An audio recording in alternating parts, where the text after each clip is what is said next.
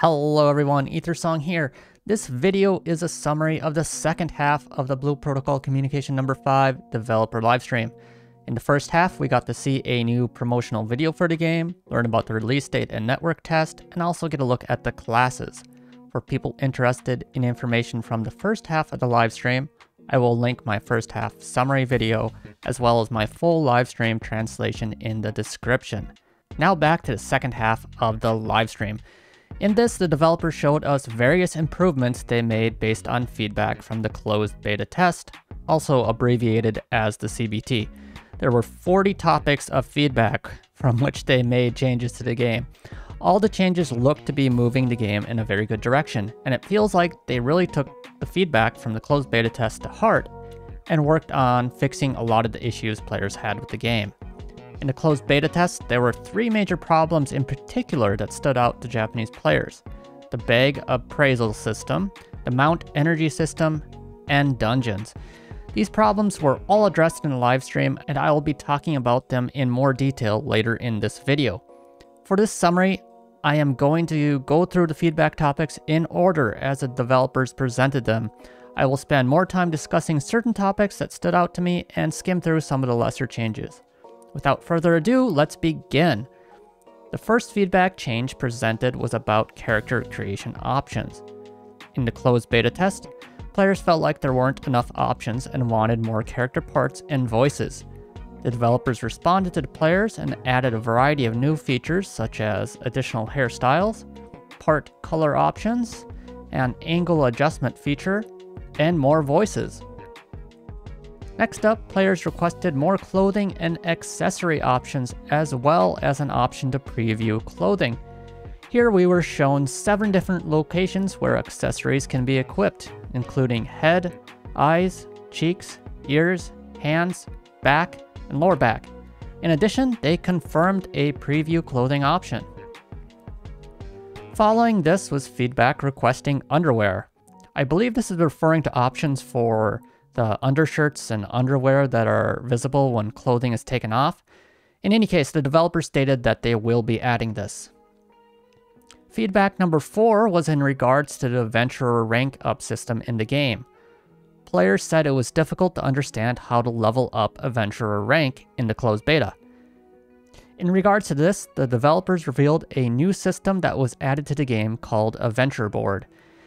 This is a board filled with tasks connected by lines. Completing required tasks allows one to take the Adventurer rank up exam. Raising Adventurer rank also unlocks a new Adventure board. Another thing the developers shared with us is that apart from Adventure boards for Adventure ranks, there are also boards for equipment such as weapons and Enhance Imagine. From doing these boards, one can unlock new recipes or get crafting materials related to that equipment. With feedback number 5, we learned improvements were made to the lock-on camera since the closed beta. In the closed beta, some players complained about nausea when using the lock-on camera, and the developers said that they did everything they could to improve the camera. Next, we were shown UI changes to make player and enemy level differences more apparent. Experience and damage is adjusted based on these level differences. The developers stated that for the most part, taking down enemies at one's own level is most efficient. In feedback number 7, players voiced their concerns about lack of build and skill variety. The developers first talked about general changes made to combat, such as the addition of air attacks, dodge attacks, and perfect dodges. In addition, a lot more freedom was added to skill builds and additional skills were added. The new in-game menu was displayed to show how players can now choose skills. In the closed beta, what tactical skills could be selected for each slot was limited, but now all 4 slots have no restrictions and players are free to choose the skills they want.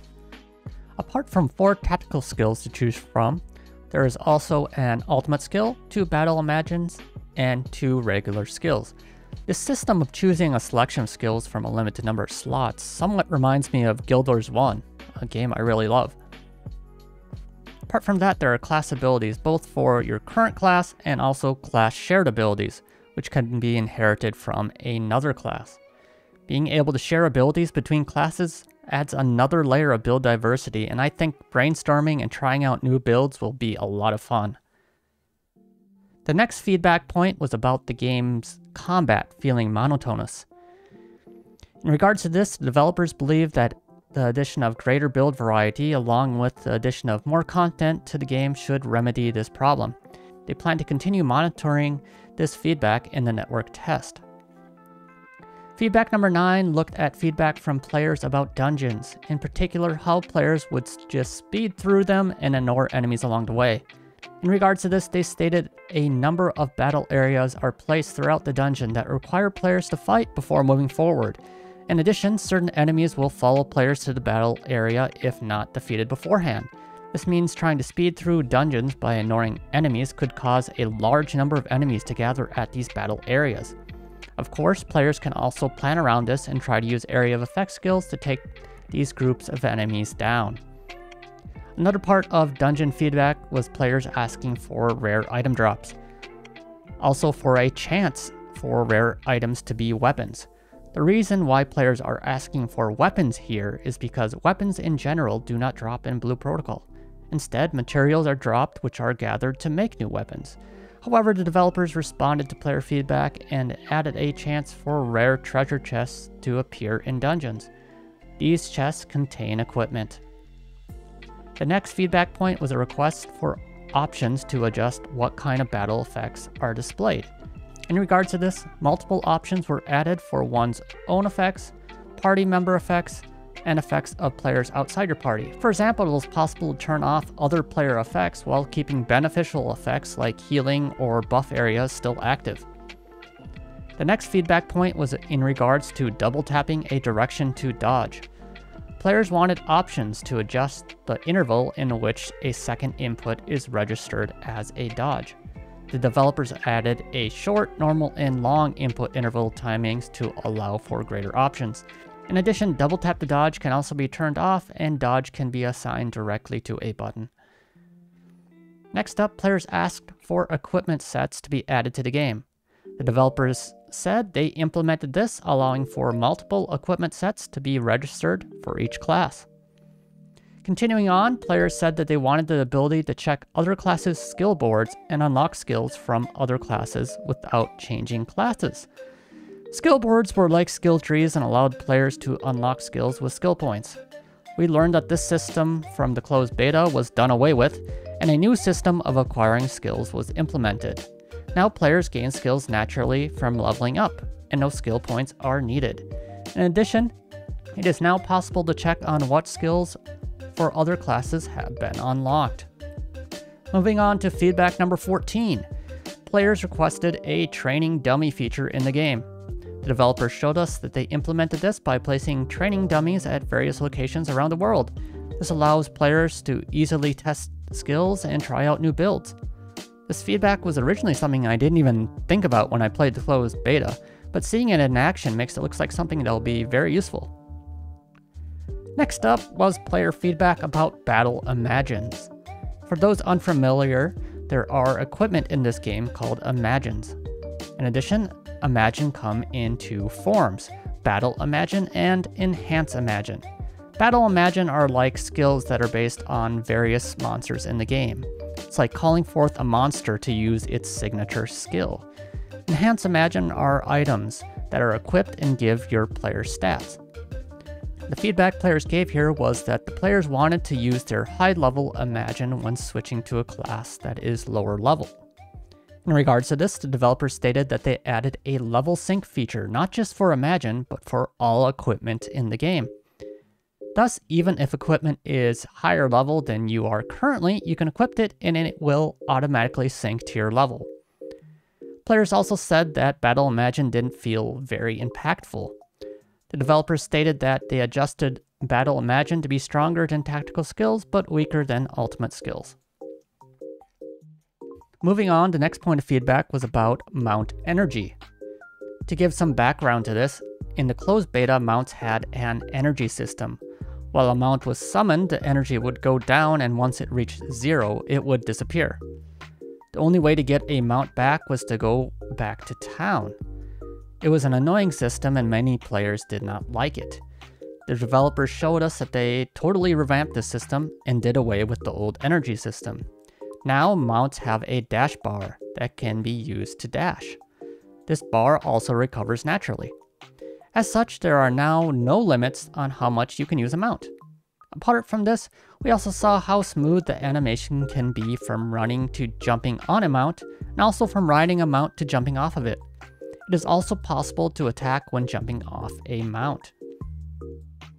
The next feedback was a request to show the minimap in dungeons and have a minimap zoom feature. We were shown that while the minimap was added to the dungeon, they decided to postpone implementing a minimap zoom feature. While not acting as a complete replacement, they also added a layer map feature. This is a map that can be layered on top of the game screen. It is possible to adjust its opacity and toggle it on and off. Feedback number 18 was about field travel points. These were areas on the map in the closed beta that one interacted with to reveal the map. This system was done away with, and now the map reveals naturally as you move. The next feature players requested was the ability to see what items are needed to craft equipment or imagine. In regards to this, we got to see a wish list feature. Players can wish list items from the crafting screen and then check on what items and how many of those items are needed to craft that item. In addition, a notification will pop up once all items on the wish list are acquired. We have made it halfway. Feedback number 20. Players wanted more quests to be able to be displayed on screen. Also, they wanted to better be able to track progress of those quests. The developers made it so there are up to 3 quests that can be displayed on screen at a time. The quest display, wish list display, and adventurer board display can all be cycled through by pressing J. Next up was feedback about buttons being too small or too far apart. The developers stated that the UI has undergone a number of adjustments since the closed beta. In addition, a bookmark setting was added, allowing players to add shortcuts directly to various menus. Continuing on, players complained about the location of the class gauge and wanted to be able to change its location. Here, the developers showed off a new HUD Edit Feature. This allows for all elements of the HUD to be moved around. This is a feature I was very happy to see added. The next feedback was in regards to the shortcut palette. This was a shortcut bar that appeared in the closed beta. Players wanted to see what key was assigned to each button on this bar. However, the developers showed us that this feature has been revamped. Before, the F1 through F8 keys were used for the shortcut palette, but now the palette is scrolled through using F1 and F3, and items are selected with F2. Direct button selection, like before, can now be done using the shortcut ring. The shortcut ring supports a variety of commands such as gestures, items, and stickers. How the shortcut ring is controlled can also be adjusted in the settings. The next problem players reported in the closed beta was that it was difficult to notice when an ally was downed in the chat log. To fix this, the developers added a notification when a player is downed, show the player location on the minimap, and also have an icon displayed where the player is downed. The next feature requested was the ability to turn off stowed weapon display in towns. The developers responded to this by adding 4 different options for stowed weapon display.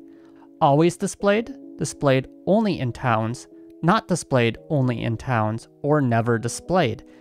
The ability to keep weapon display off even in the field was added to give players more options when taking screenshots. Moving on to feedback 26. Players wanted more options to edit their profile. Also, they wanted more options when taking screenshots. Here, the developers showed us some screenshots taken with the new photo mode. In addition, photos that have been taken can be added to one's own adventurer card. These adventurer cards can also be shared with other players. Being able to use the photo mode to add screenshots to one's own adventurer card was really cool to see. I can see players having a lot of fun with these. The photo mode itself also looks like it has a large number of features. To name a few, you can perform gestures or attacks, pause animations, and adjust the camera angle and blur. It reminds me a lot of the G-pose feature from Final Fantasy XIV. The next point of feedback was about the friend system in the closed beta. However, the friend system itself has undergone a number of changes. Developers showed us how players can now use the new adventurer cards to become friends with other players. To do this, you can give a player your adventurer card, and then if they give you their card back, you become friends. The next feature asked for was chat tabs. The developers showed us that they added chat tabs in the game. it is possible to have a main and 2 sub-chat tabs. What's displayed in each tab can also be adjusted. In addition, it is possible to pop out chat tabs. Continuing on, the next point of feedback was not noticing chat messages while crafting or in menus. To fix this problem, options for chat notifications were added. This allows players to be notified about chat messages when crafting or in a menu. On to feedback number 30. Players said that they were not able to select crafting machines or teleporters when other players were around. Developers changed how priority of selection works in the game, so these things will now be selected before players. In addition, when you want to select a player, it is possible to do so by opening up talk mode and using the cursor to click on a player. Apart from that, there is also an option to display nearby players. Next up was feedback about Astraleeds, the main city in the game, slowing down when too many players were present. An option was requested to reduce the number of players on the screen. Also, players complained about slow load times when entering Astraleeds. The developer stated that they added an option to reduce the number of players displayed. Also, they have done what they can to reduce load times. Moving on, players said having to go to the shrine to change classes was inconvenient. To give some background to this, in the closed beta there was an NPC you had to talk to change classes. As a change for this, it is now possible to change classes just by switching weapons. If you equip the weapon from another class, you'll switch to that class. The next feedback was about bags and item stacks. This has to do with the appraisal system that was present in the closed beta. In the closed beta test, all items were found in an unappraised state. One's bag quickly filled up with these items and they had to return to town to appraise these items and put them in storage. This was a point of stress and inconvenience for many players and probably one of the most criticized features from the closed beta. In regards to how they addressed these problems, the developer showed off the new bag and item system in-game. There are now 2 bags, an item bag for consumables and an equipment bag for equipment. Materials and such that are obtained go straight to one's storage. This means that players never have to return to town because they collected too many items. Developers showed how a gathered item goes straight to storage and how storage can be checked from the menu. The next feedback was about selecting the number of items with just the slider bar being too difficult. To fix this, the developers added all the ways they could imagine when selecting a number of items. Like before, the slider bar is still present, but now it is possible to click a min or max button, a plus or minus button, or input the number directly. Feedback 35 was about making it easier to identify gathering points. The developers showed us how they added icons to distinguish each type of gathering point. The next feedback was about Item Refinement System. This was a feature in the closed beta where items would be leveled up by doing something called refinement. However, the developers told us how this system was done away with. They felt like the refinement system took away from the excitement of crafting a new weapon. The reason being was that because items could be leveled up, even if you crafted a new item, it could be weaker than your previous item because the new item was still only level 1, but the old item could be a high level. They wanted players to feel joy from crafting a new strong weapon. The developers also noted that now because of the item syncing, no matter what you craft, you will be able to use it. Continuing on, players requested an achievement system. The developers responded and added one to the game. There are various categories of achievements, such as status, class, and quest. On to the next feedback, players requested a guild feature. In regards to this, they stated that they added something called a teams feature, where you can chat with people in the same team. The next feedback was about a problem with moving between zones when in the same party. To give some background, the areas in the game are divided into zones. Additionally, each zone has multiple channels. There's a limit to how many players can be in each channel. In the closed beta, there were times when a party tried to move between zones and they weren't placed in the same channel, meaning they couldn't play together. It seems like there was a feature that was supposed to reserve slots for people of the same party, but it wasn't functioning correctly. The developers stated that they have been working on a fix for this problem and hope to continue monitoring it during the network test. And there we are, the final feedback point, number 40. This was in regards to it being difficult to select things with the controller D-pad. The developer showed us controller support for Xbox, DualShock 4, and DualSense controllers. Changing the controller type changes the icons displayed on screen. In addition, they showed how they improved D-pad selection in menus. If something is too far away to quickly select, the left analog stick can also be used like a mouse cursor. And that is all 40 feedback points. Whew. The developers certainly had a lot to share, but we can really see the effort they have put into listening to players and improving the game. Everything we saw here really looks like it has made the game better. However, what we saw here was not everything, and they have been working on much more. The developers stated that there was still so much more they weren't able to show. As such, they announced another developer livestream for next month. A date has not been set yet, but additional details will later be announced on their Twitter. This livestream will focus on showing off additional new features. From the screenshot, we can see fishing displayed. What else does everyone think will be coming next month? I really don't know what to expect, so I'm super excited. Like I have said before, I'll also be translating next month's stream, so look forward to that. As for other things revealed in this month's stream, we were shown a short view of the game's Battle Pass feature. Also, in the bottom left hand of the screen, a button for an in-game shop was also visible. In regards to monetization, the developers stated that their stance has not changed. They have stated before that the game will not be pay to win, so we will just have to wait for more info. We still haven't learned too much about how the game will be monetized, so I'm looking forward to learning more about this in the future. Also, they stated that they will talk about what they can during the next stream.